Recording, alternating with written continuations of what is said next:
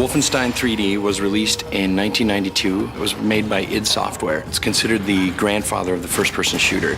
Basically, we're taking the origins of Wolfenstein and bringing it into the next gen. So things visually are way more over the top, but we're still dealing with Nazis, zombies, monsters, all that cool stuff that you saw in the original Wolfenstein.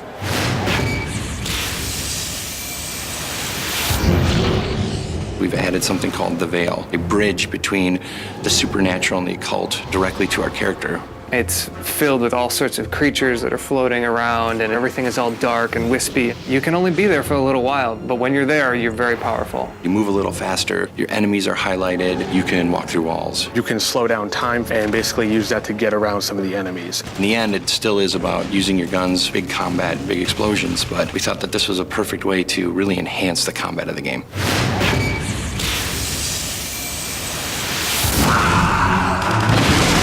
We looked at some of the weapons that were big hits in Wolf 3D and Return to Castle Wolfenstein. We took the flamethrower, put it in our game, and cranked it up another notch. We've also added some other more science fiction weapons that you don't normally see in a World War II game. So we have a particle cannon, for example. It can disintegrate enemies and have them scream. It's really one of the most fun weapons to ever play. We've been really conscious here at Raven, looking at the legacy and then trying to continue along those lines and develop the weapons, but to keep that heart and soul that is Wolfenstein.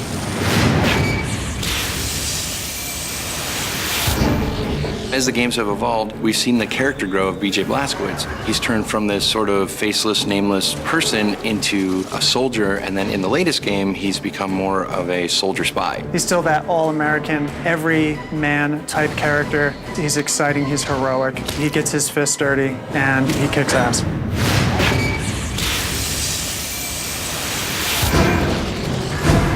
This time around, with the Veil, we've been able to introduce a whole brand new type of creatures that only live in this place. The Despoiled is actually one of the human characters that gets changed over time by some unforeseen things that will be divulged later. Makes him a little more powerful and kind of mindless, which is a little scary. We put as much personality on the other characters as we can, and we let BJ just be whoever the player is that's actually driving the game.